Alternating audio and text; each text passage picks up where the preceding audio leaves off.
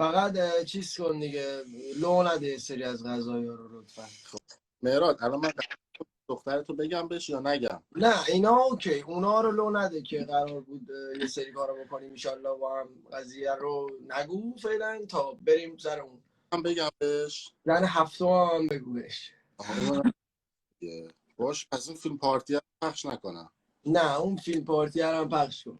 راحت خدایی میگم هر کاری دوست داری بکنی بکن، فقط اونو.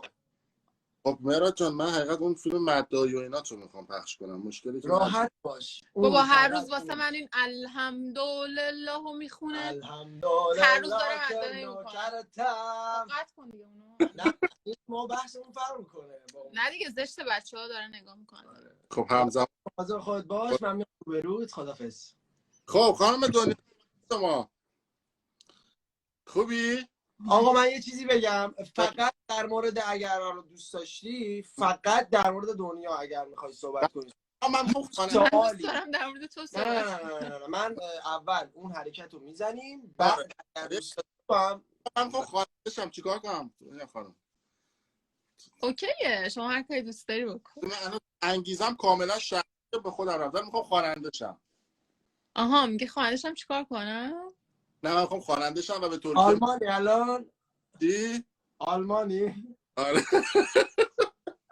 آقا اینجا یه دستگاهی هست من خودم جدیدن باش آشنا شدم، صدا رو عوض میکنه. آره اصلا آقا رو میخونی برامون؟ زده به سرم امشب یه جوری دلتو ببرم. نخون نه آقا نه دیگه، در حد نخون نبود خداییش بود. نه دو سه بار ازم تست گرفته اصلا امیدی نیست. نه امیدی نیست. کلا با این چیزا و اینا آجا چه خبر آقا؟ نه بابا من تو با هر کی لایو میذاری من تو اینستاگرام اینجوری میافتم. بابا اینقدره نگاه خب ببینم خب با هر کی لایو میذاری یه سری حرفا و یه سری بحثا. آقا به تو چه؟ وایسا من اینو ببرم بیرون. حالا الان اوکی شد. آقا این لایو من هست دنیا بفرمایید. راستشو میگی چرا مهراد آنفالو کردی؟ باش دعوام شد. مهراد پس لو نداده بودی؟ ببینم مهرادو بچه‌ها خیلی اذیتم میکنه. خواب بود. گفتم دنیا آنفالوت کرد. گفت نه همینجاست. گفتم اسمت هم رو پروفایلش فرشته. گفت نه. گفتم عکسات هم برداشته. دیگه اینو که گفتم قطع کرد دوید. دیگه نمیدونم به کدوم سمتید. بود بنده. اومدم گفتم چی شده؟ گفت قهر کردم. گفتم اوکی. اومدم تو اتاقم. بعد من چی گفت چیه دنبال حاشیه‌ای؟ دنبال فالووری؟ فالو میکنی؟ گفتم بابا چه حرفیه. ما دیگه فالوورامو گرفتیم. بود اما دعواش میشه میره آنفالو میکنه بچه رو اذیت خدا آنفالوش کردی برای چی بود؟ چی کارت کرده بود مهراد؟ بگم راستشو بگو. ببین یه ذره چون پسر مهربونیه. خب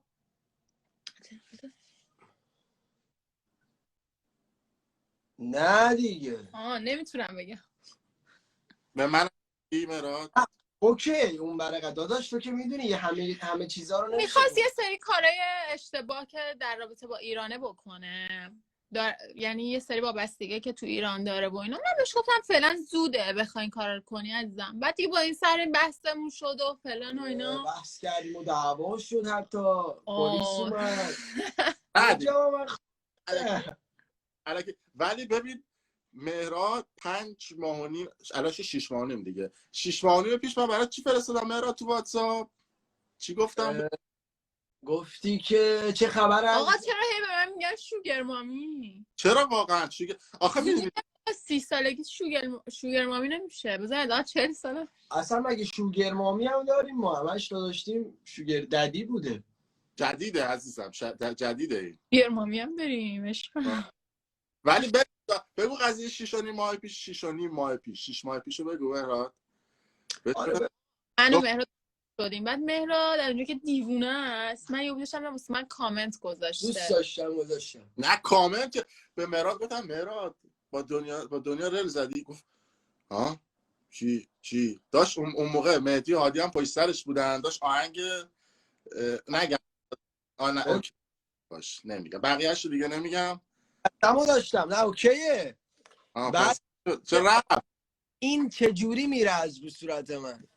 میخوای بیا آها بگم رفت نرسم در میشه فیلتر رو بردارید ما بدون فیلتر شما رو ببینیم؟ به خدا فیلتر یه وقتایی هم میره، میتونم بردارم اگه بخواین.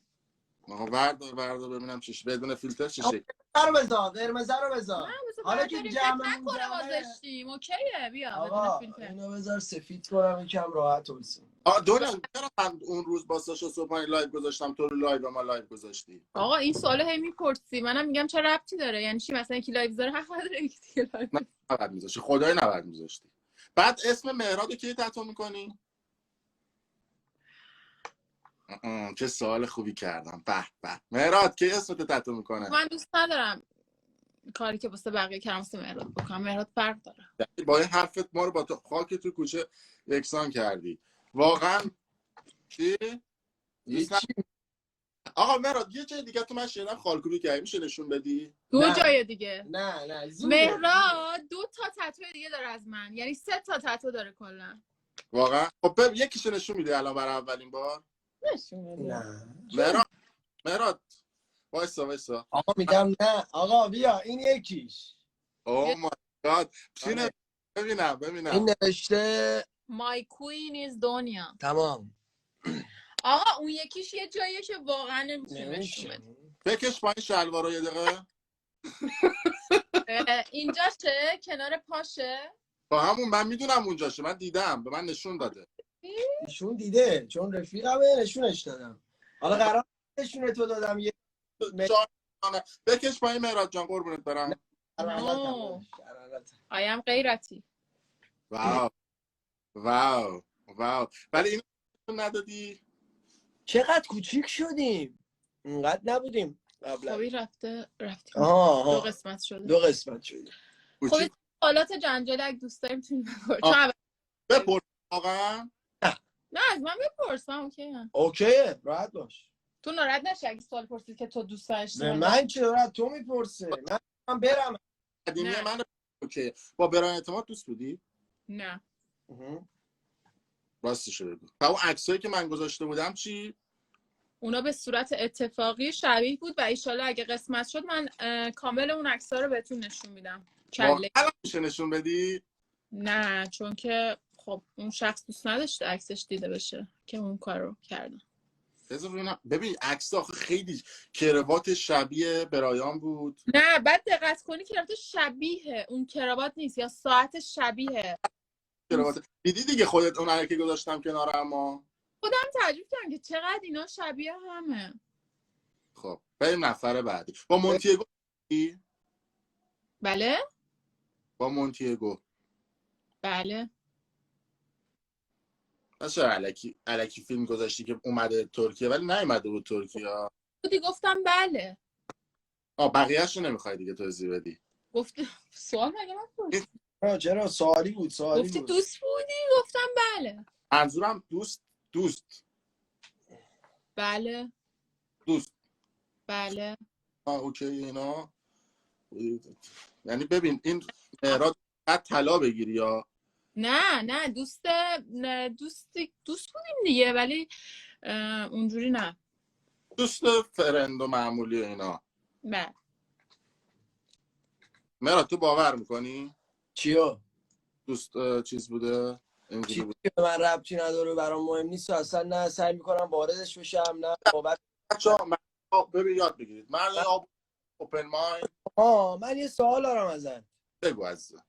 یه سوال دارم ازت. جانم. یه مرغ میخوای بگیری؟ یا ابد با گوشی میفته. ببین حرف مهم میخوام بزنم حواستون رو جمع کنیم تک تکتونم. خب میری رستوران مرغ سفارش میدی درسته؟ شما میدونی اون مرغ قبلا کجا بوده؟ اصلا به تو ربطی داره؟ میخوریش ولی گذشته هر چیزی فقط به خودش ربط داره، نه فقط انسان ها، هر چیزی به خودش ربط داره. مثل همین گوشی که 3 ثانیه پیش افتاد گذشتهش بود افتاد. الان دیگه نمیام. جات بودم اینو میذاشتم رو سر حلوا میکردم. خدا وکیلی هم گذاشته، حالا کار نداری. ولی گذشته تو خیلی به من ربط داره. اوکی اون به من ربطی نداره که به تو گذشتهش روزی 10 بار میارم جلوش. واقعا. سوال بعدی. و اینکه به نظرت مهراد چند تا دوست دختر داشته؟ اوف نه آقا اوف و اینا نداریم. برو دهنمو باز نکن. چند تا داشته به نظرت؟ من که مهراد نه آقا این چه حرفیه در مورد هنرمند مملکت؟ چه اشکالی داره؟ گذشته مرغ به خودش ربط داره. اوکی مگه شما از گذشته مرغ خبر داشتی؟ بله چیه مگه میدونستی تا کجا؟ نه اونا ملاک نمیشه. چی شده؟ ولی چرا چند تا دوست دختر داشتی؟ داداش چه میدونم؟ ما یه سرانگشتی بگو، میخوام دعوایی را بندازم. یه امشب مثلا دعوا آقا مهراد آقا ما یه چیز رابطه‌اش جدی نبوده. یه چیزی بگم خدا وکیلی بگو. یعنی خبری نبوده تا الان که خبری هست، خبری نبوده خبری نبوده. خبر آشنایی. خب بریم به سوال حساس. دنیا تو کشتی از فکر کنم 5 ماه پیش بود. یعنی 1 ماه بعدی که با دنیا دوست شدم، یعنی 1 ماه گذشته بود، گفتم که تا الان تا به امروز بنده عاشق نشدم. خب نشده بودم داداش، راستشو گفتم. دیگه نداریم. مهراد تو کشتی کردی دنیا؟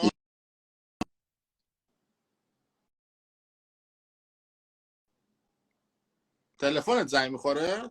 قطع و وصل میشه؟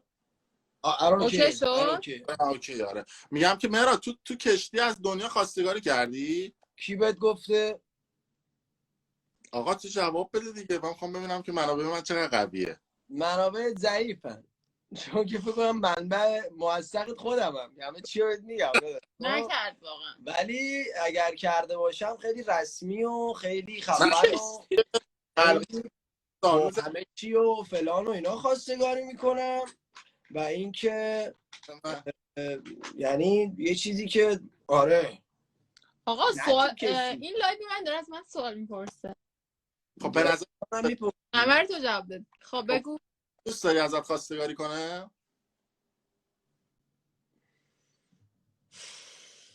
دیگه ببین گفتی سوال بپرس. من به خواستگاری و مثلا من اگه روز بخوام ازدواج کنم واقعا جشن عروسی و اینا نمیگیرم. اوکیه به نظرم، ولی مثلا ما فرقی نداره با اینکه زن و شوهر باشیم. حالا اگه دوست داری خواستگاری بکنی یا نه؟ نمیدونم، تا روش فکر نکنم واقعا. دوست داری ازم خواستگاری کنی مهراد جان؟ خواستگاری دیگه فکر نکنم برسه به ما. یهو میریم ازدواج. حلقت کو مهراد؟ حلقت تایمش داداش. آقا شما حلقه میبینید؟ خب چرا حلقه نگرفتی براش مهراد؟ تایمش، همه چی به تایمش داداش، عجله نره چی. آها یه سوال بپرسم دنیا، فکر کنم هیچ کسی این سوال ازت نپرسیده. سخت ها. یه چیزی اینجا باید باشه من اداشو در بیارم. ما خودتو خفه کنی. چی بود داستانش چی بود واقعا؟ اون حرکت چند تا فالوور برات آورد؟ به خدا من اصلا به فالوورش فکر نمی‌کردم اون لحظه. به چی داشتی فکر می‌کردی اون لحظه؟ اون یه حرکت یعنی خودکشی نبود. خب خیلی خوب بود. ولی اون لحظه من لحظه های تلخی رو داشتم تجربه می‌کردم. واو. واقعا یه حرکتی بود که داشتم اعتراض می‌کردم. مثال میزنم، بزرگ شدم ولی اون موقع ذره سنم کمتر بود و اینکه مثلا میمونه که مثلا چجوری بگم مقایسه کنم، ولی یه جوری داشتم چون که دسترسی نداشتم به شخص مقابل و خواستم که دیگه داشتم سعی خودم میکردم که مثلا بتونم بیاد دیگه، تو رو خدا بیاد دیگه. من نه تو رو خدا بیاد، نه اینکه چجوری بگم، بگو راحت باش. زشت آخر مثلا اینکه پیش من نشسته که بالاخره بهترین موقع یه چیزی حرف میزنی که به من ربطی نداره. اوکی. بله که اوکی. راحت باش. اگر اوکی نبودم الان اینجا ننشسته بودم. چون که یه فشار خیلی سختی روی من بود و مثل اون تو یه عالمه سوال تو ذهنته یا یه عالمه اتفاقای بد افتاده ولی تو منتظری که جواب بده اون شخصی که باعث این و اون جواب نمیده. خب بعد من یه کاراکتری دارم، باید حتما به اون چیزی که میخوام برسم. مثلا اگه با یکی بحث میکنم، اگه سکوت کنه من حالم بدتر میشه. دوست دارم اونم با من بحث کنه. مهدی به من دایرکت میگه بابا زشته مهراد جنوبی. آقا اینا رو ازش سلام. راحت اولسون داداش، راحت اولسون. هی برام میدونی ماها کلا یه سری چیزا تو ذهنمون اومده. خب آقا این خانوم اومده گفته که آقا من با فلان، من با بیسار، من با الانم شماهایی که الان دارین کامنت شاید بعضیاتون میذارین، خب نمیاین بگین که آره من با این، من با اون. به خدا اینایی که دارن کامنت مثلا چیز میگن ببین دوست پسرای این خانوم با دست میشه شمرد. چند نفر بودن، با یه دونه دستم شاید کافی باشه. خب یعنی 5 تا 6 تا 7 تا انگشت. دست بعد بشماریم. چی؟ دوست دخترای خودتو با چند تا دست بعد بشماریم. آها ببین این قضیه مثلا چه قضیه؟ مثل بعضیا مثلا میگن فلان بیسار، مثلا یه دختری میاد دایرکت میگه فلان بیسار، تو فلانی، تو بیسار. یه گذشته خودتو یه نگاهی کردی که میاد همچین بیادبی میکنی؟ یا سکوت کن در مقابل همچین چیزی، صحبت اصلا نکن، چون واقعا زشته. یه چیزی یاد گرفتیم ما، این کار خیلی بدیه واقعا. شما منو میشناسی، من نه تو لایوام حرف بد زدم، نه کار بدی کردم، بیرون لایو صحبت میکنیم حتی نه حرکت زشتی میزنم و نه هیچی. یعنی یه شخص بعد یه چیزی بگم، این که مثلا بعضیا میگن که مثلا چندین تا دوست پسر داشته و اینا، من واقعا توی هیچ رابطه ای نمیخواستم رابطه‌مو تموم کنم یا جداشم یا دلیل اون جدایی باشم. آدمی که مثلا من باشون دوست شدم آدمای مناسبی نبودن. حالا اونا هم به خاطر شرایط زندگیشون یا هر چیزی قضاوتشون نمیکنم، یعنی یه چیز غیر عمدی بوده. بعد من داشتیم به اون خفه کردن میرسه. مراد تو اون صحنه یادته که دونه بله گفت خدا وکیلی چی گفتی؟ راستشو بگو. من همیشه اشکا خیلی باحال بودم. باحال بود؟ آره باحال بود. من میگفتم یه چیزی هم میگفتم. نه میدونی چرا؟ که مثلا بگم یه سری چیزا توش اگر با دقت نگاه کنی میفهمی که یارو واقعا ناراحته که داره این حرکت رو میزنه. یعنی خر که نیست بیاد خودشو خفه کنه برای مثلا هر کسی. خب واقعا به یه حدی رسیده بود، اون حده باحال بود برای من که به کجا رسیدی. دنیا بدجور پشتت مهرادا. ما جنوبی‌ها بهش میگیم کمری. به این حرکات میدونی کمری یعنی چی دیگه مهراد دیگه؟ آره من میدونم.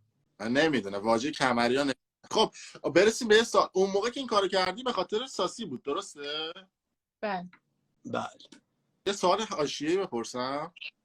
بفهم. میدونستی یه شمار میاره بالا باید پی همه چی بزنش بمونه. نه همه چی که البته نه. اون موقع که ساسی با تو دوست بود میدونستی زن داشت؟ نه والا منم جدیدن از پیج شما فهمیدم زن داشته. بنده خود. حالا زنم که فکر نمی کنم، ولی ظاهرا فکر کنم بچه دار شده بودن از طریق خانم. بچه الان بچه‌ش تقریبا کنم. نه فکر نمی کنم زن، یعنی حالا این چیزا که مهم نیست ولی فکر نمی کنم که رسمی منظورته که تو شناسنامه ازدواج اسلامی کرده بودن. واقعا؟ اسلامی لندن. خب چه اشکالی داره؟ آها چه اشکالی داره منظورم اینه که خب کسی که قبلا ازدواج کرده چه اشکالی داره؟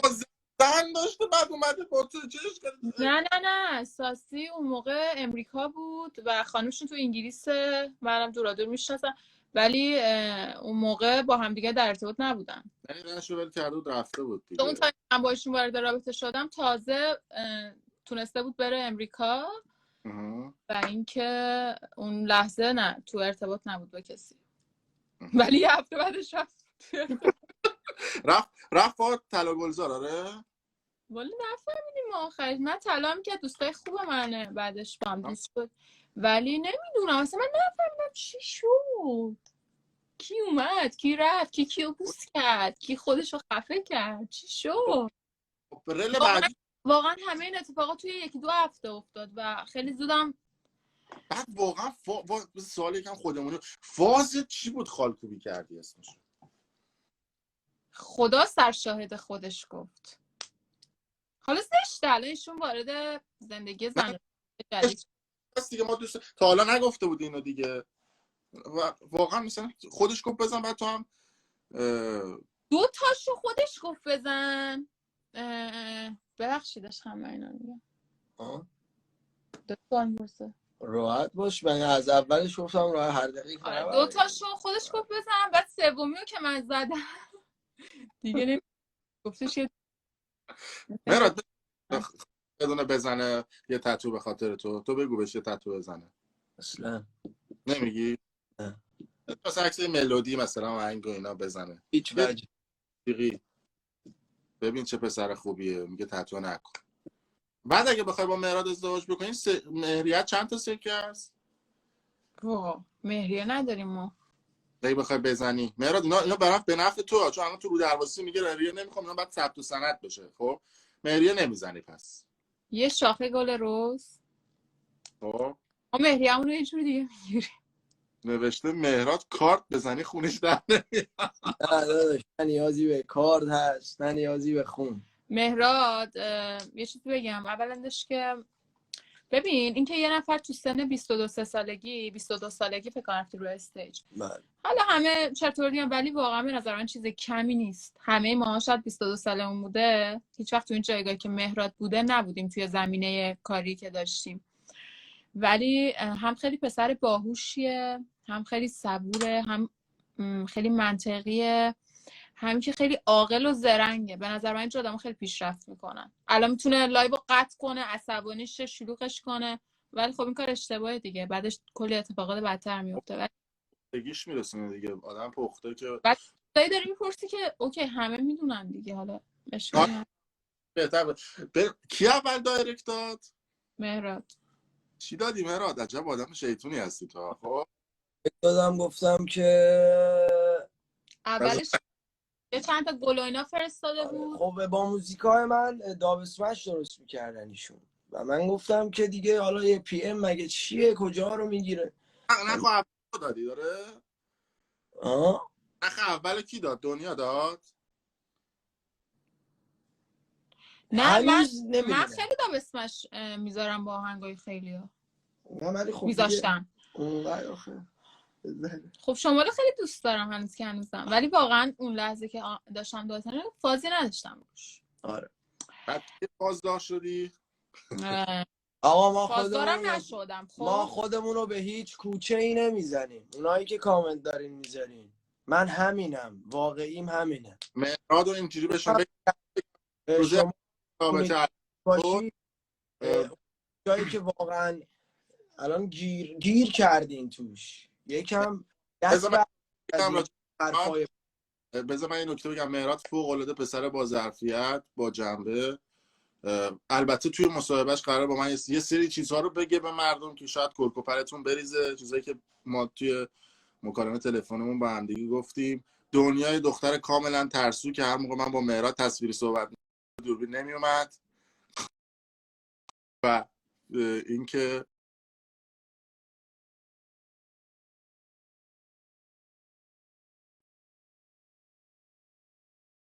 مهراد بکنم تلفن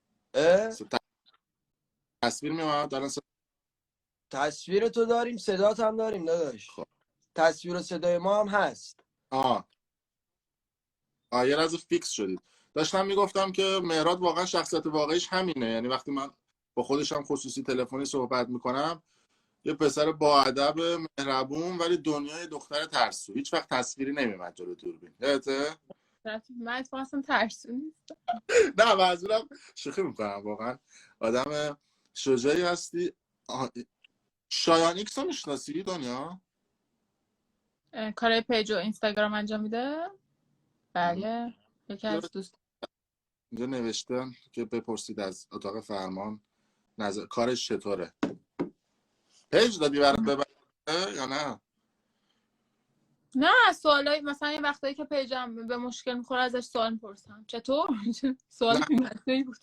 یهو برای من اینجا یه چیزی به دوستان گفته بودن اینا. آها نظر راجع به تتلو چیه؟ نظر خاصی ندارم. ایشالا که خداوند تو الان فکر کنم ندونه بعد بدونه که تو مدیر برنامه‌های مهرادی دیگه اونجوری که دارید تتلو نمیدونم یه دفعه در مورد من شروع کرد استوری چرت و پرت گذاشتن که البته در مورد همه این کارا انجام میده ولی نمیدونم فازش چیه. نظر خاصی ندارم. قبلا نظراتمو گفتم در موردش. آها حالا می‌خواستم به این سوال برسم. اگه یه زمانی که مهراد با تتلو من راست گفتم هر چی گفتم ولی چی گفته بودی یه بار دیگه میشه اینجا بگی؟ بگو حالا دور همین. نه گفتم که در موردش بگو. نوکریم آقا اون کامنت من جواب کامنت ها رو میدم شما هندل کنید. آره بگو. گفتم که بنده خدا خب اگرم که تو شرایط توی حالت عادی نیست به خاطر اینکه یه سری 2-3 نفر که حالا اسمشون نمیخوام اصلا بیارم من با چشای خودم دیدم که مواد مخدر به ایشون میرسونن و اصرار دارن که ایشون مصرف کنه. اینا رو واقعا با چش خودم دیدم. حالا خودش هم ولی فکر کنم دوست داره دیگه. حالا اگه یه زمانی بخوای چون من خیلی مخالفم کلا الان نه صدام بکنم میره نمیره رفت صداتو شنیدم ولی بگو دیگه اشکال نداره شنیدی. کلا من با دخانیات و دود و اینا مخالفم. حالا یه ذره بیش از اندازه مخالفم. بعد یه ذره روی چیزا حساسم برای همین زیاد دقت کردم توی حالا اون چند باری که ایشون دیدم. گفتم که به نظر من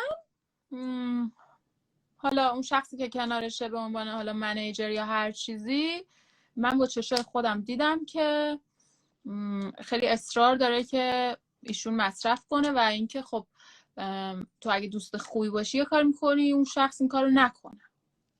حتی به همگان پر واضحه که تتلو همیشه خودش کار خود. نه واقعا میگفت نمیخوام به جون مامانم ولی دیگه اینجوری. حالا اگه یه زمانی مهراد بخواد با تتلو فیت بده تو میذاری؟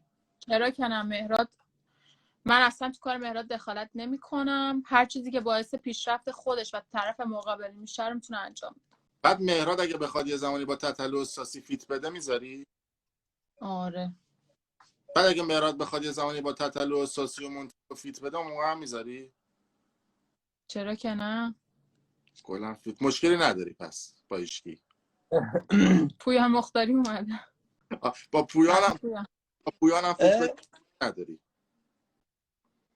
من اصلا توی کارهای مهراد دخالت نمی‌کنم چون که خودش خیلی توی این کار حرفه‌ایه و میدونه که باید با کی کار کنه و با کی کار نکنه و اینکه مهراد فقط خواننده نیست کار شعر و ملودی و تنظیم هم انجام میده و اینکه شاید بخواد برای خیلی‌ها تنظیم بزنه به خیلی‌ها شعر و ملودی بده و فیت بده اوکیه به من چه ربطی داره؟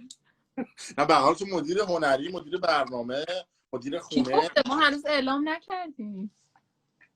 دیدی خواست لو داد دیگه الان خوش پرده اینجا نشسته و میگه آقا مگه بعد الان شما مدیر برنامه مهرادی دیگه. من مدیر برنامه مصاحبه بگم که گفتم نگاه یه دونه از سوالای مصاحبه رو گفتی من هنوز یه دونه از سوالایی که قرار ازم پرسیده بشه رو نگفتم. میتونستم بگم سکوت کردم هنوز نگفتم که چرا. آره گویا میگه تنظیم لوری میزنه. لوری هم تنظیم میزنی مهراد؟ اولا اینکه لورا خیلی عشقن همشون از دم و لوری هم تنظیم میزنم. بله هر سبکی که شما بگی من تنظیم میزنم. ولی کلا الان ناراحت رابطه عشقیمون که به کنار، رابطه کاری که داریم اینجوریه که بالاخره هر کسی بخواد با مهراد کار کنه اول باید با من قرارداد ببنده و صحبت کنه. تهیه کننده رسمیه، حالا منیجر حالا هنوز به صورت رسمیشو اعلام نکردیم ولی خب اعلام نکردیم ولی خب اعلام. و یکی از بیزینس‌های جدید منه که خودتون الان اعلام کردید دیگه. حالا تو گفتی ما هم گفتیم دیگه.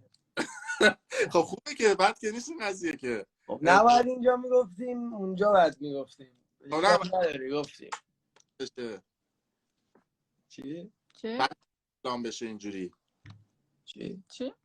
الان میگم بد شد اعلام شد. نه داداش چیه میگه؟ خب خواستیم حالا البته اوکیه ما چون دوباره اعلام میکنیم به صورت رسمی.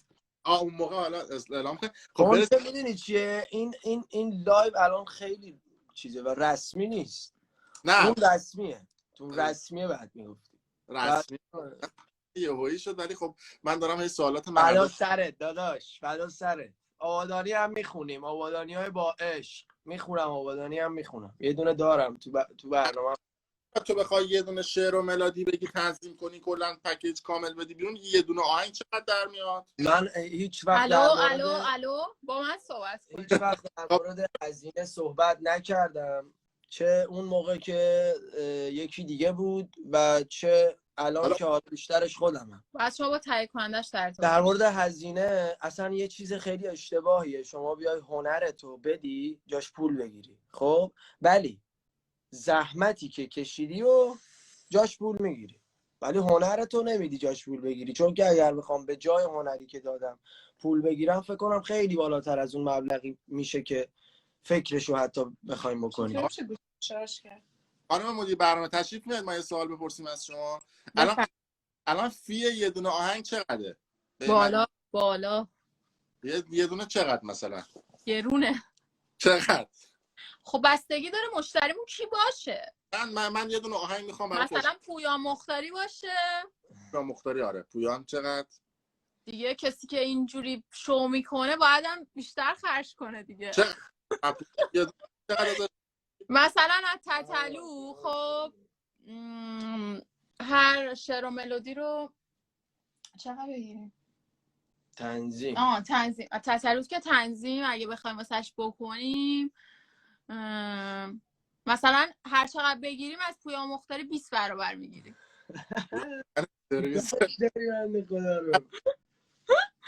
آقا یه سوال جان بفهم. باید آدم به جیب مشتریش هم نگاه کنه.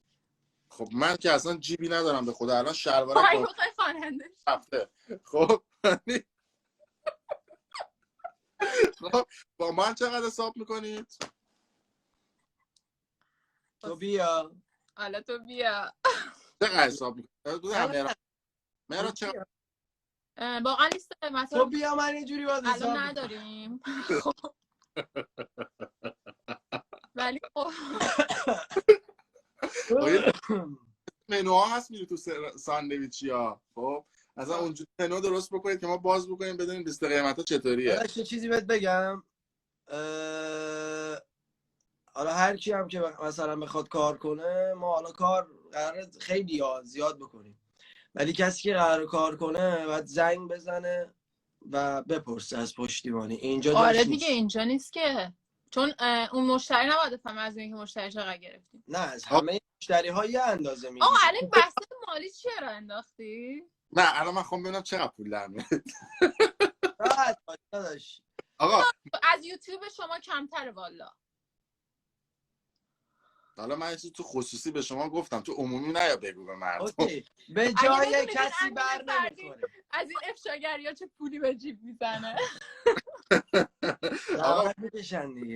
آقا من برای خودم الان میخوام قیمت بگیرم. من الان میخوام یه دونه آهنگ بدم بیرون، میخوام خواننده شم بیام ترکیه. زن لایف که تموم شد قیمت میدم. واقعا میدی؟ بله. قیمت همکار ولی با هم حساب بکنی ها.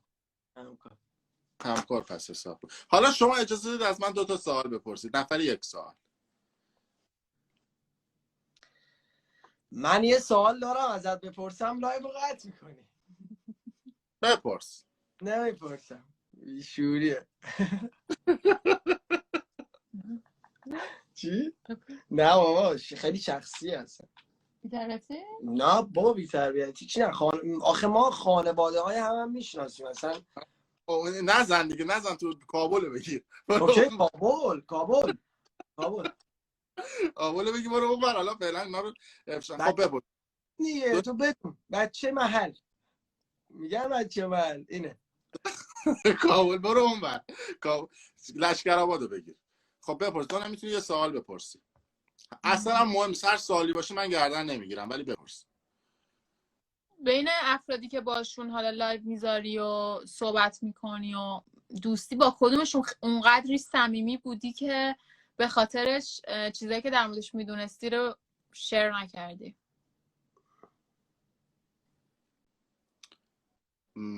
دنیا جهانبخت و مهراد. نه به جز ما.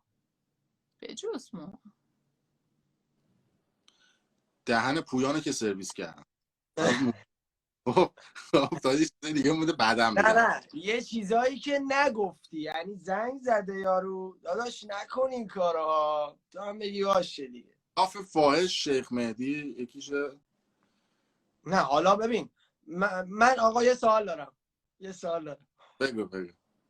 بین کدوم خواننده ها، بازیگرا و هنرمندا کلا توی ایران در حال حاضر توی ایران خب با کدومشون خیلی رفیقی که نگفتی، مثلا یه سری چیزاشون رو نگفتی؟ بگم که دیگه الان لو میره. خیلی ها بودن من امانتداری کردم راجبشون نگفتم. اسم ببرم مثلا مستعارشون میگم الف غ الف م.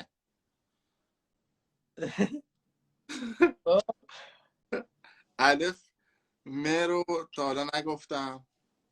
نگوام. آره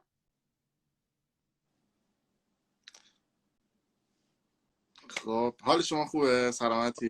شما اون رفیق صمیمی ما هست؟ نه من همینجوری گفتم مثلا نه مقاره نه خواننده یارید اسم خواننده میخواید بیاید از دنیا آما 2 تا خواننده هم برای ما بذارین وسط خواهشم. همه خواننده رو آقا من یه چیزی سوء تفاهم اولا که داره فکر کنم پیش میاد. امیر مقاره نه من همینجوری گفتم. نه میگم اوکی ولی امیر مقاره نه. خب نه یعنی یکی دیگه بگم یه شانس دیگه دارم. آره میم هی جیمی. اوه مهدی حسینی؟ آره حالا میم هی جیمی مهدی حسینی؟ نمیدونم. نظرت راجع به مهدی حسینی چیه دنیا؟ ولی مهدی حسینی دوست 15 ساله منه. بدی الان کجا؟ فکر می‌کنم ما خیانت در امانت کردیم. از دست من شاکیم ولی دیگه خب ولی من از دستشون شاکیم. مهراد تصمیم بود که خودش گرفته و تا ابدم شاکی میمونم. ایشالله که اونا هم از پیشرفت مهراد خوشحال بشن. من کاری خوب ندارم بقیه رو بخوان. آره خب هه هادی حسین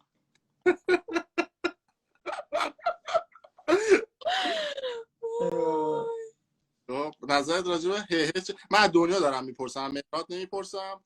آره چون که من جدا یه سری والا هادی حسینی هم بالاخره خب به عنوان یک تایپ اینا دیگه یه چی میگن اصلا راجب نه من بعد نه راجب من نه راجب خود شخصیتش بیزینسشه دیگه. اینکه تهیه کننده خیلی از خواننده‌های جوونه و بالاخره یه نوع بیزینسه.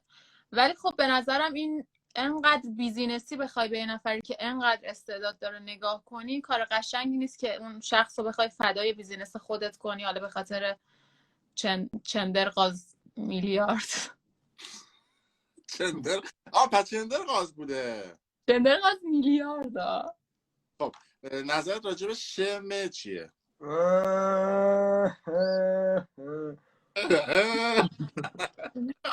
خوش مهراد رو هوا میزنه من میگم بذارم خودش میفهمه دنیا شمه رو.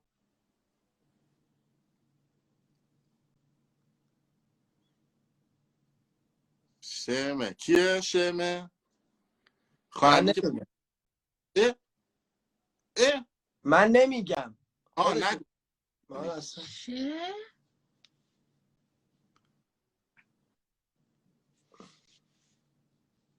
شمه نداری؟ بپرس ازش اگه نمیتونی بپرس. حرف بعدش هم بگو. هه شهرام؟ نه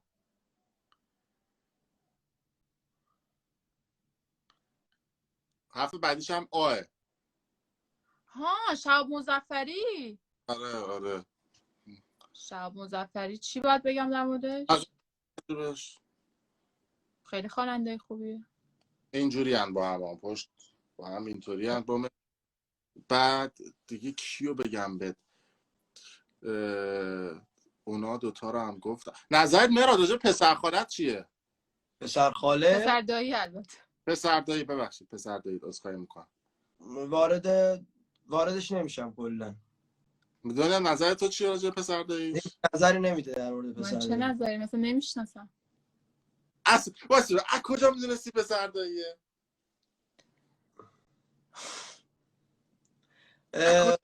من میدونی که چرا وارد نمیشم. بله ول کن بنده خدا تازه میخواد معروف شه. حالا چیکار داری؟ پس نمیشناختی. خب سوال بعدی. سوال بعدی این که برند مورد علاقت چیه تو لباسا؟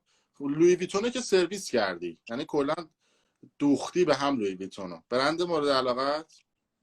شانل. یه سوال بپرسم حالا. روز اول یه عکس با مهراد پخش کردی. آره خیلی ناراحت شدم این حرفو به مهراد زده بودیم. بهش گفتی مهراد؟ اولندش که زارا برنده بدی نیست. من خودم خیلی از لباسام زاراه. نه آخه یه چیزی بهت بگم، اون بگا مال من. بذار قشنگ خداوکیلی توضیح بدم. چیزش نکن، ماسمالیش نکن. خداوکیل تیپ خودتو میدیدیم، لباس لویی ویتون، کیفت لویی ویتون، کفشت لویی ویتون، یعنی بالا تا پایینت فکر کنم 20,000 یورو بود. بعد این بنده خدا یک دونه پاکت زارا دادی دستش، بعد عکس هم گذاشتی. خداوکیلی بد نبود منیجر؟ خب حالا من چیزی بگم. اولندش که من 22 سالم بود هیچ لباس برندی نداشتم. یک. دومندش که اصلا این چیزا مهم نیست بابا. این الان مهراد 22 سالشه، مطمئنم 30 سالش بشه شاید برند خودش رو داشته باشه انشاءالله.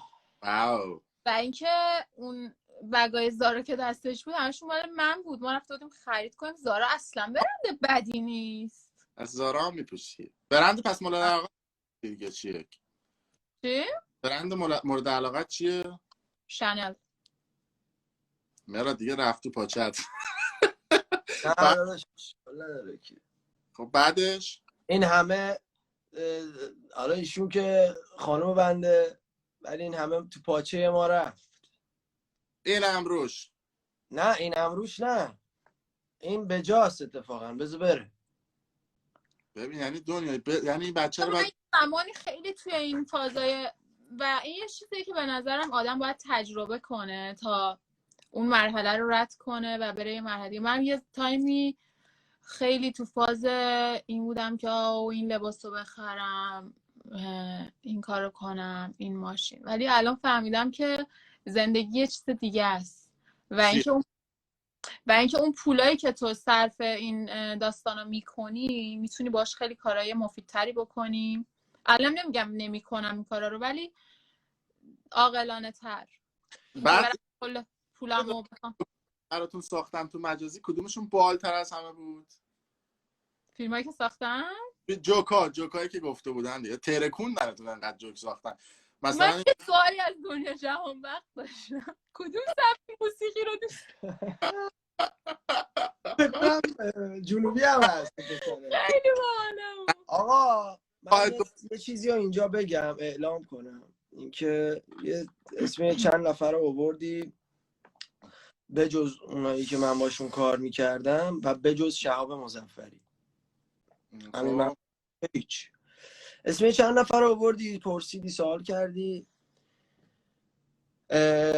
جوری باشه که فردا روز اگر اگر کاری چیزی داستانی فلانی روت بشه به من بگی داداش این حرکت رو برا من بزن، خب با من روت با اونایی بشه بگی آره با اوناست. آره با من یا با روت اونایی؟ بشه بگی و منم برات انجام بدم. آقا الان اینا رو با تو اونایی؟ با اونا من فکر گفتم من که چیکار چی کار داری؟ رو بعد گذاشتیم که توی مسابقه که هست بپرسیم، ولی سوال چی بود؟ الان بحث منو خارج کرد. کنترل سوالات از دست من خارج کرد. با مزه ترین چیزی که دیدی چی؟ گفته بود که هر کی میاد ترکیه بعد 3 واحد دنیا جهانبخش باز کنه. اینم شنیده بودی؟ والا من کلا ولی 3 تا دوستم که خواننده بودم. خب باحالی. یکی جنبت رو که کلا من ندیدم. چیو؟ میگم کلا 3 نفر بودم تو زندگی من که خواننده بودن، یکیشونو که کلا ندیدم. ساسی؟ یکیشون هم که الان کنارم نشسته. مهرات؟ یکیشون هم که دیگه چی؟ دیگه چی؟ یکیشون هم یعنی میخوام بگم یعنی چی 3 واحد. ببین نگاه کن، هی من میخوام چیزی نگم، الان مهرات بنده خدا ناراحت میشه ولی میگم. آقا راحت باش میگم. مونتیگو تتو نکرد.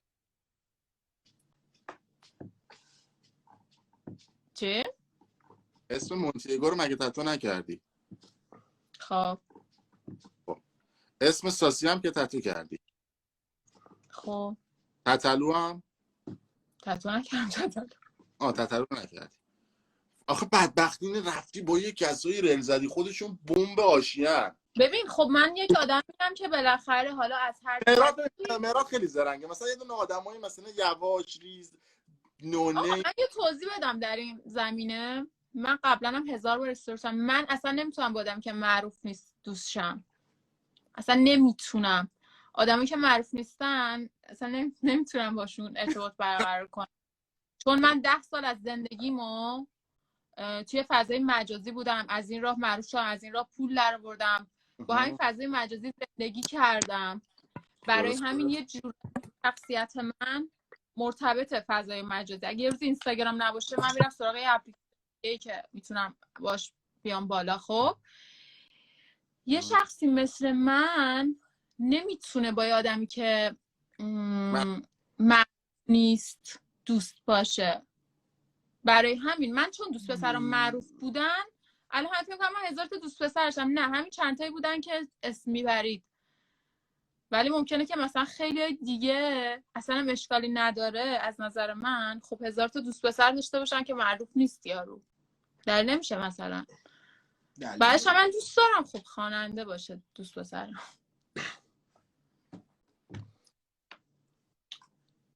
واو، یه سوال برام پرسیدن کاملا سانسورش میکنم نمیپرسم.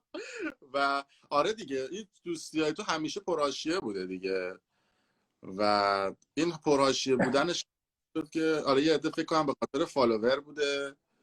خب یعنی تو با هر کی ریلز داری 1 میلیون رفتی بالا. دنیا توجه کردی به این قضیه؟ والا من 1 میلیون بودم از ایران اومدم بیرون. من خودم فالوورامو داشتم. 1,400,000 تا بودم اون موقع. ساسی مانکن 300,000 تا فالوور داشت. با هم دیگه دوست شدیم، اونم رفت بالا. ولی یعنی از قصد من کاری نکردم که به خاطر فالوور باشه. با مهراد دوستی چقدر فالوور گرفتی؟ 1 میلیون توی روز تقریبا شد 1 میلیون. جفتمون. مهرادم 1 میلیون. من نشمردم ولی خب مهرادم 1 میلیون فالوور گرفت. استوری گذاشت توی عرض 1 دقیقه 40,000 نفر سین میکردن استوریش. من به چش خودم دیدم. مهراد خود کف نکردی؟ ما الان ویو استوریامون مال من به 3 میلیون و 500,000 تا شده. الان 3 میلیون و 500 ویو استوریت. ماشاءالله. خدا ان شاءالله از این ویو استوری هم به ما اعطا بفرما. آها چند درصد از فالوورات فیکه؟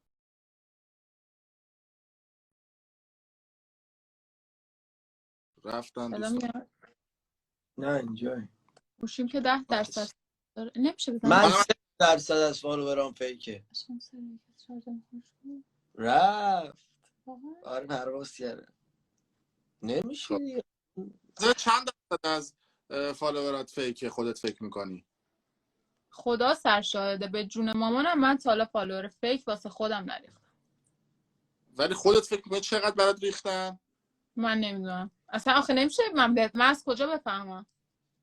به نسبت مثلا تو 10 میلیون مثلا فالوور داری 3 میلیون میبینن، معمولا حالا بگیم نرمالش باید 50% از فالوورها ببینن یا 70%. من فکر میکنم مثلا 2-3 میلیونش فیک. نه خودت فکر من میکنی؟ فیک نریختم. نه فیک نیست. البته یه چیزی هم بگم ممکنه فالوورایی باشن که تو پیجت خوب خیلی قدیمیه، فالوورایی بودن که از قدیم بودن فالوت داشتن الان دیگه نیستن. آقا من 2 میلیون خورده ایم، همشون خدا رو شکر زنده و صحیح و سالم و سلامتن.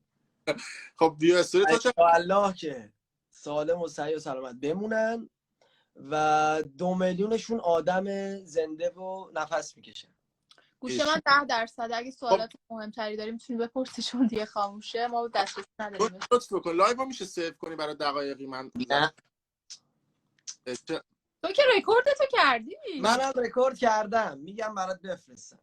نه یه لطف بکن سیو کن، من میخوام بدون کامنت لایو داشته باشم. نه. من بدون کامنتشو برات میفرستم. تو پشتیبانی داری ما پشتیبانی داریم داداش. واو آره. واو. آره خب چند ثانیه من بدون کامنت بردارم. اوکی داداش حله، تو جیبته دیگه ببین همسر گفتم ولی سوال نپرسیدی دنیا از من پرسیدم گفتم تو فضای مجازی اونی که مثلا دوستته به خاطرش چیزشو خیلی ها بودن واقعا بازیگر بوده، همین الان هم هست، فردا یه بازیگر میخوام صحبت بکنم، فکر کنم نصف مجازی بهتره که راجبش، ولی خیلی ها بودن که من حفظ آبرو کردم براشون چون میدونم که بگم بگو بعضی چیزا دیگه از حد میگذره و زشته. مثلا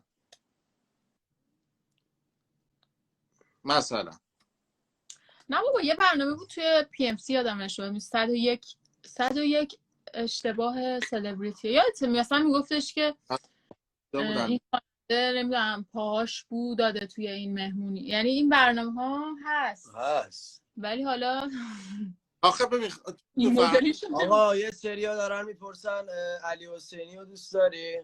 تو اون همونی که پرسیده شما داداش خودتو دوست داری؟ اینم جوابش. کیه؟ علی حسینی کیه؟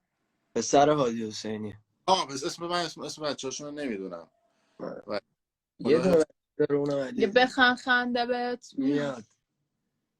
مراد کاپوشینا رو میخونه برامون در انتهای این لایو. پسر دایی هم اسمش مهریاره. نه دیگه میخوایم لونر سیابان که روز تولد منه میاد بیرون موزیک. پس روز تولد تو میخواد سورپرایز بکنه. لو نداده بود دیگه، الان اینم لو دادید که روز تولد انشالله. و اینکه روزی بود از یه جایی میاد بالا که انتظارشو ندارید. برای دانلود از یه جایی میاد که انتظارشو ندارید از اونجا دانلود شه. از کجا دانلود میشه؟ شاید مثلا از پیج من.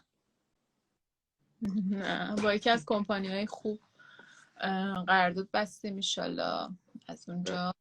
حالا روزی که گذشت من لایوی که شروع کردم به نظر دیروز چه روزی بود مهراد؟ 10 چی شده؟ 10 نوامبر بود دیروز، به نظر چه روزی بود؟ 10 یعنی اگه ندونی دیگه من باهات رفاقت نمیکنم واقعا. تولدش بود فکر کنم.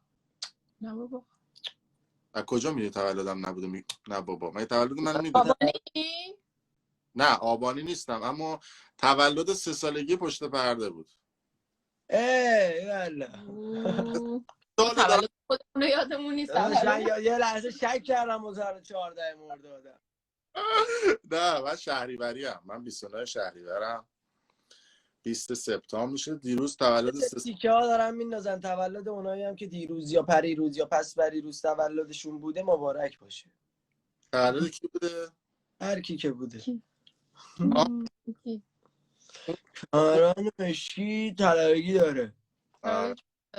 ببین یا بدونی تولد کی بوده ما میکنی دختر حالا دیگه داره برو. نه بابا یه سال از مهراده، ولی تو لایو خودم ازش میپرسم، یعنی توی مصاحبه خودم ازش میپرسم سواله، ولی خیلی دلیه این سوالی که میخوام ازت بپرسم، ولی میتونم الان هم بپرسم یا اون موقع بپرسم. بپرس. دلی اشکال نداره، کاری و هنری نباشه. نه اینکه مثلا حسرت کنسرت گذاشتن تو برج میلاد رو نمیخوری؟ به نظرم حسرت نداریم. پس چی داریم؟ یعنی دلت نمیخواست که این اتفاق بیفته؟ دلم میخواست ولی خب جلوشو گرفتن دیگه. خودم که باعثش نشدم که حسرت بخورم. ولی تو شهر خودت کنسرت گذاشتی دیگه، اون از همش مهمتر. و اینکه جالبه بدونی که من 6 تا از بلیط‌های وی آی پی جلو مال من بود. بله خانواده محترم تشریف آوردن، قدم گذاشتن رو سر ما. بله اومدن رفتن آوردن. دم شما هم گرم، خیلی کنسرت خوبی بود. ایشالله اولین جایی که کنسرت بخواد بذاری کجا خانم مدیر برنامه؟ اولین بار دارین خانم مدیر برنامه رو مشاهده میکنید. به احتمال زیاد لندن. واو وسط خب کندم.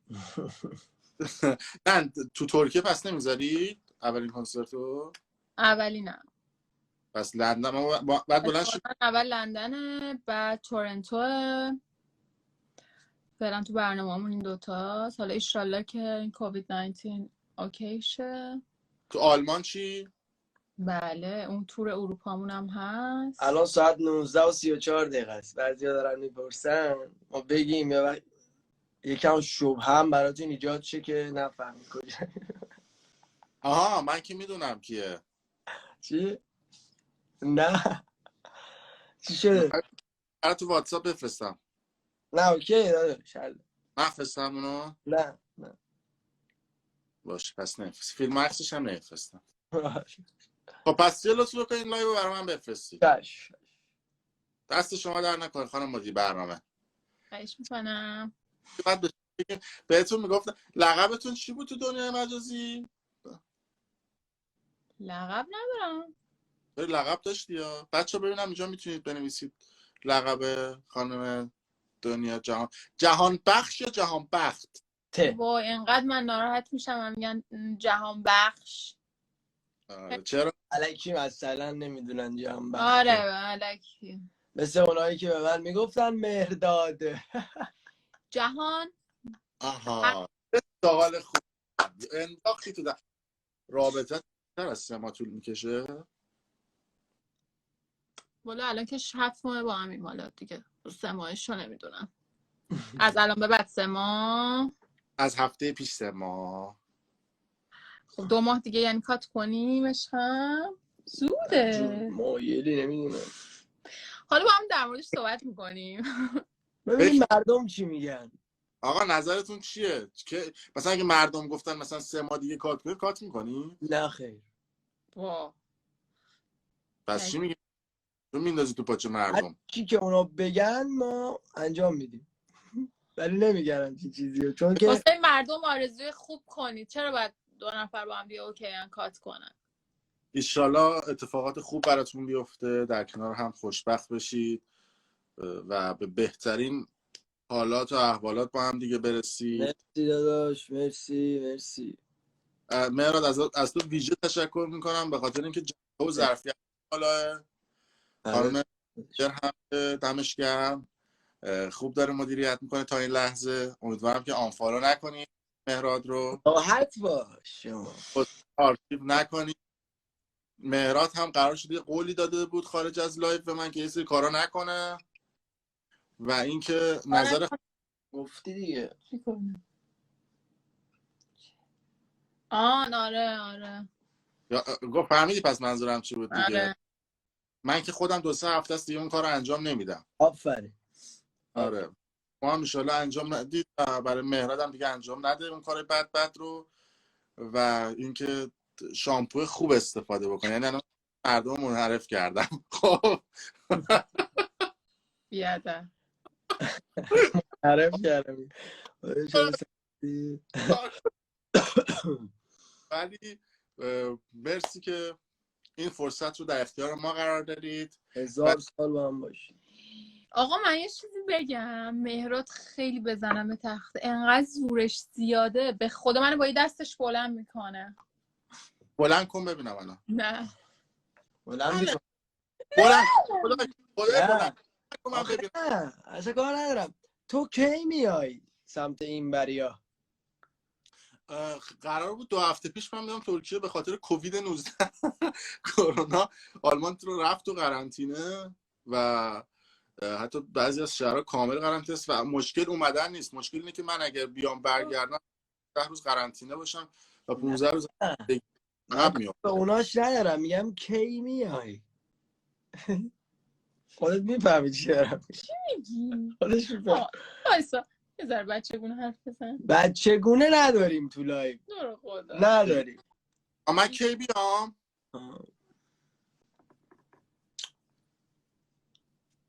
یه چند سنی تمرکز میکنم. چشمامو ببندم تصویر. ببین میدونی این چجوری مثلا باش بری بیرون همش تو توهم یه داره صدا تو ضبط کنه یه داره یواشکی ازت بیرون. نه بابا با من تصویری صحبت میکرد مهراد، دنیا تو توهم این بود اسکرین شات منو نگیره، چیزای منو نه. آقا من یه چیزی بگم. یه وقت فکر نکنید که حالا ایشون آره ما دوستاشم نمیشه حرف فلان بیسار. نه، اجازه میگیره قبلش حالا از من یا میگه داداش الان میخوام نظر در مورد تتوی مهراد چیه؟ چشه من تتو کردم. من اگه روش عینک ریبنو بزنه حله. بدون عینک کاملش عینکه فقط. والا قلاده پشمریزونی بود. خب البته بگم یه عده میگفت بگم مهراد راجع به تتوت انتقادایی که تو مجازی میشه. انتقاد میتونم بکنم ولی خب نظر آقا میگفتن مگه خاوره پشتت زدی؟ آره خاوره. مثل اینکه من آره. نمیگم هم هست 18 خاوری راست میگه مهراد. واو چه صحنه. من این صحنه رو نمیتونم ببینم. من این صحنه واو.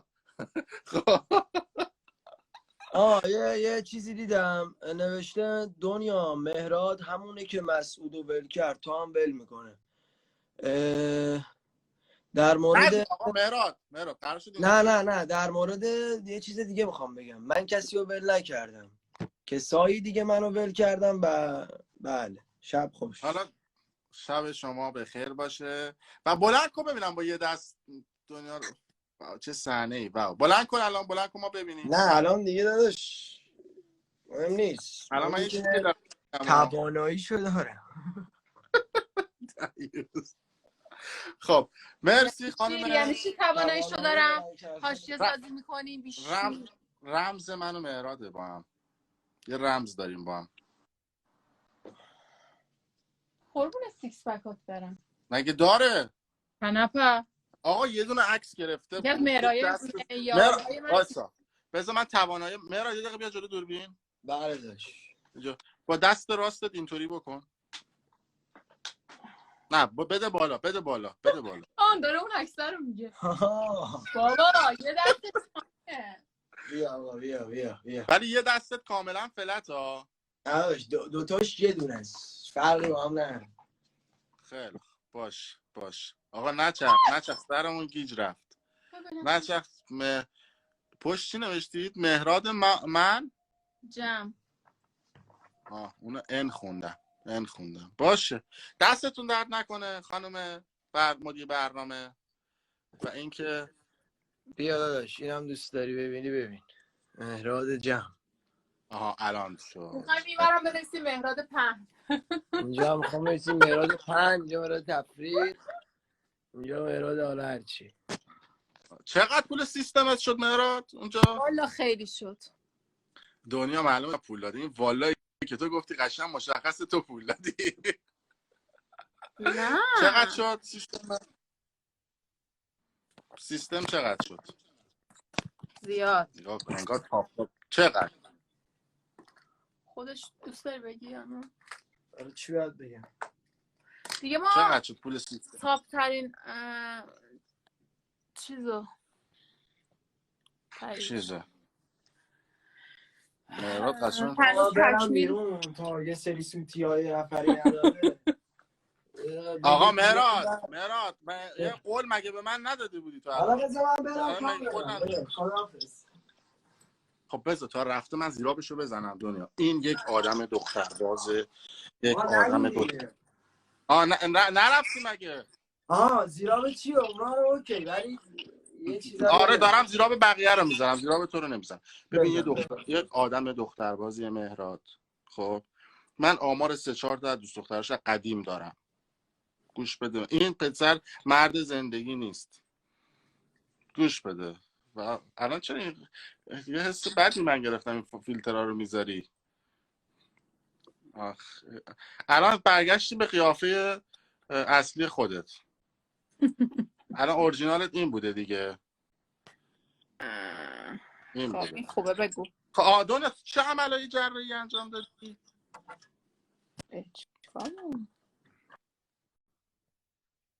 4% هم از الان گفته. من عملهای زیادی انجام دادم. چند تا عمل؟ بینی خب زاویه سازی فک؟ نه خدا وکیلی نکردم، قبقبم دارم میذاره ولی خب نه صورتم فقط بینی. تزریق لب که اصلا حساب نمیشه تو صورت.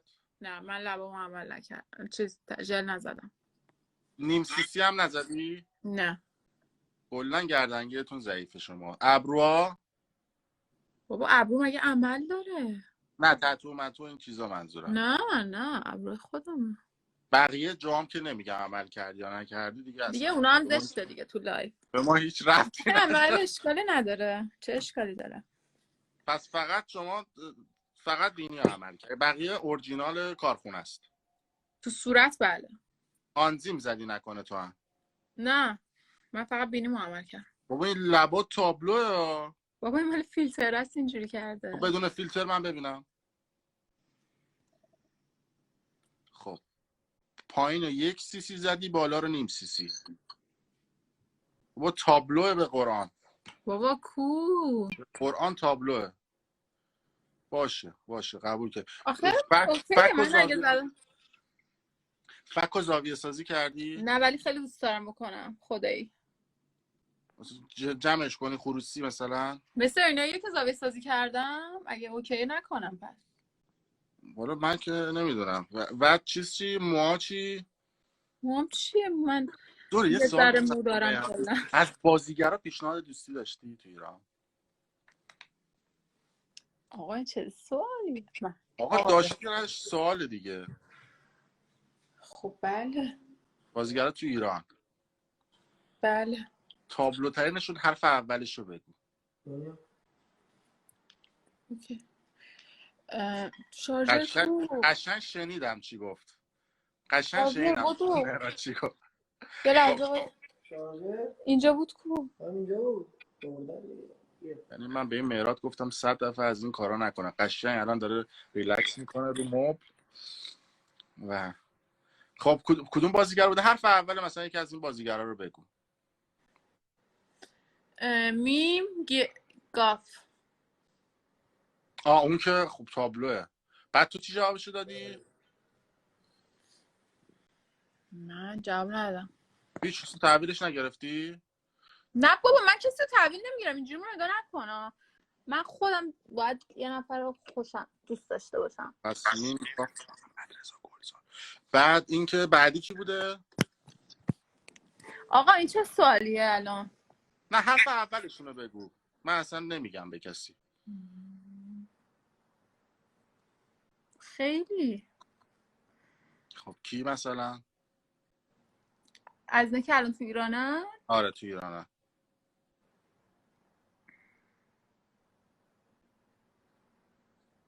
نمیتونم بگم دیگه. آقا حرف اولشون رو بگو. نه سوال بعدی؟ نابود. خواننده ها؟ 99%شون. خواننده ها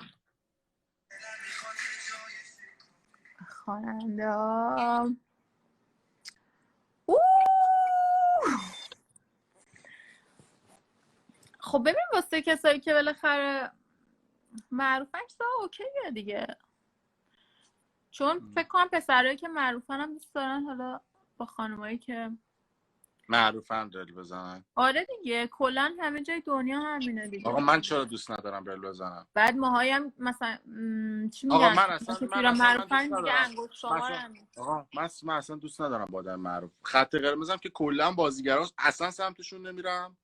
آدمی هم که کلا معروف باشه سمتش نمیرم. نمیدونم چرا. طرف باید کاملا نونیم باشه. خط قرمز منه. واو. خب حالا معروف ترین خواننده‌ای که به پیشنهاد داده بود؟ آقا من اصلا با این سوال حال نمی‌کنم. بابا پیش سوال دیگه دوستان از اتاق فرمان پرسیدن، گفتم ما از شما بپرسیم. گفتی چی؟ سوال چی بود؟ سوالم این بودش که به معروف ترین خواننده‌ای که به پیشنهاد دوستی داده بود. حالا داده دیگه میتونه بگی داده. مهراد جمع؟ نه اون که دیگه تابلوه دیگه، نه غیر از اون. آخه واقعا معروف ترینشون مهراد جمع بوده، بقیه‌شون معروف نبودن. میگه یکی نوشته آخه اسکل کچل با منه، کی به تو پا میده؟ به نظر کسی به من پا میده؟ چرا که نه؟ نه به نظر تو مثلا بالاخره همه انسان ها کسایی رو دارن که ازش خوششون بیاد. ببین تو کلمه هست خانم فراشی اینستا یاد بگیرید دوستان. یک دو کلمه یاد بگیرید. واسه همه نیمه گم شده هست در این دنیا. حالا ما پیدا کردیم، حالا دیگه بقیه انشالله پیدا کنن. خوشبخت بشین داداش. ما انشالله توکل به آره؟ خدا دیگه. حالا دعوتتون میکنم انشالله عروسی اینا. میاید؟ من که دعوت نیاز دارم. داداش شما خودت صاحب مجلسی، قرار شده یه آهنگم ویژه برای ما بخونی. شریعه تو عروسی نمیخونم، ولی عروسی داشتم والا. همین الان تصویر برمیگردونم من مهرادو چون تو ریلکسینگه. برگردم من مهرادو ببینم. نه بذار بهش یه پیام بدم، میخوام یه چیزی بهش بگم. بله. صبر کن. واسه بخون ولی پیاممو. حل خب ببین. فرستادم برات. نه آقا منو بیا، من میام. اینجا هم خبری نیست. خب برگرد. نه اون که قبول نیست، برگردون. بازو برگردونه. برگردون. توی حالتی اونور میزو ببینم. میزو خدا این میزه نشون میز روبروش. این چرا وایت شده؟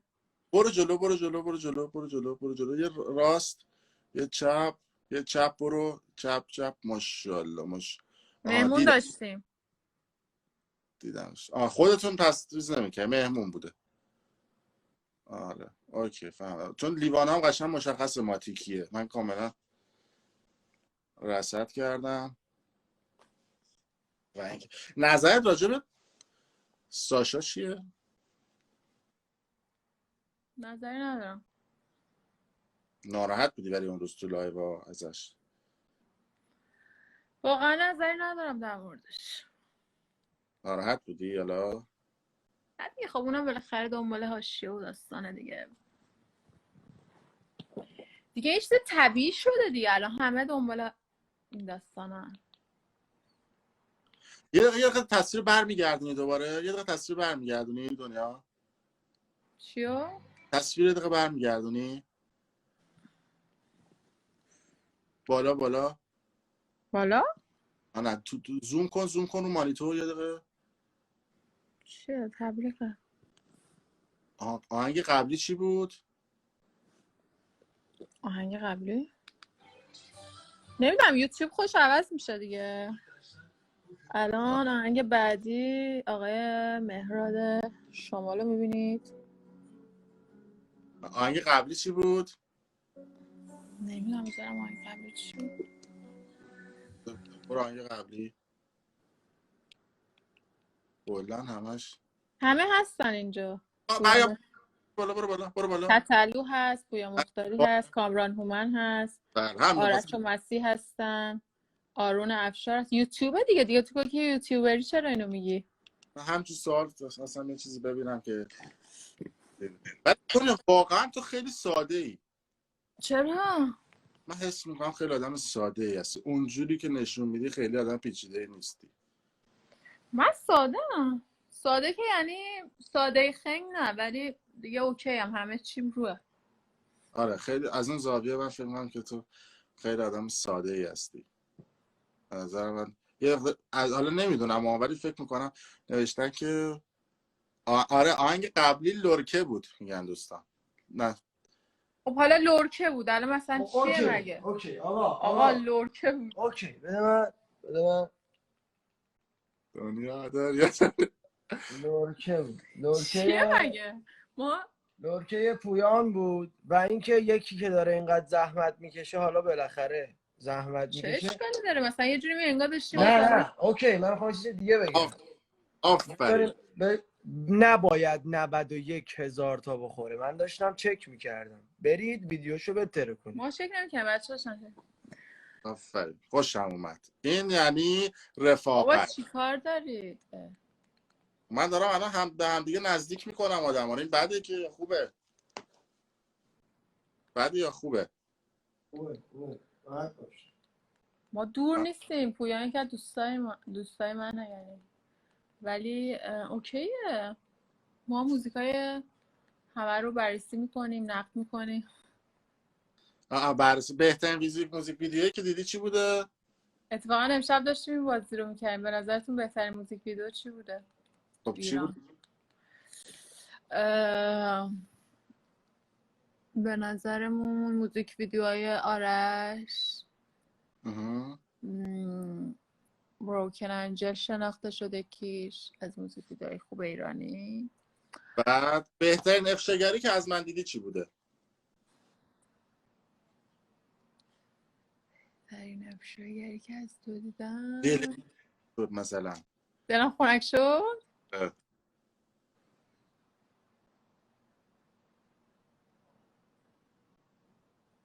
یه نفر بودا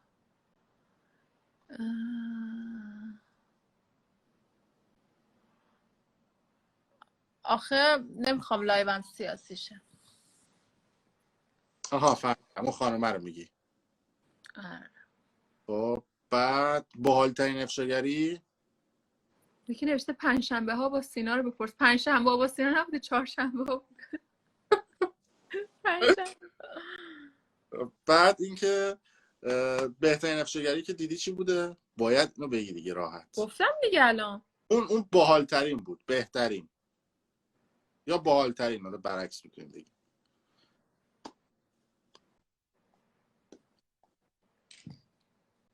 نمیدونی من راهنماییت کنم؟ بگو. اون ویدیویی که برای مهراد ساختم رو دیدی همون موقع؟ بچگیاش؟ آقا یکی زحمت کشیده اینو برام فرستاده. چیه؟ برام فرستاده من نشون بدیم. این اپلیکیشن الکیه؟ نمیدونم ولی خب زحمت کشیدن فرستادن. بابا این اپلیکیشن ها بچه ایرانی اصلا به درد نمیخوره زیاد. جدی نگم. صفر نوشته واقعا. نه منم صفر بود اون پیج اصلیم که رفت به رحمت ایزدی با افسد خب میخوای من الان صفر تو از بین ببرم؟ کاری نداره. میری واسه نفر فالوور فیک میریز. نمیاد اصلا فالوور. من فیک گیرم ضعیفه. آقا وسط ابروم جوش زد. حالا مگه چیه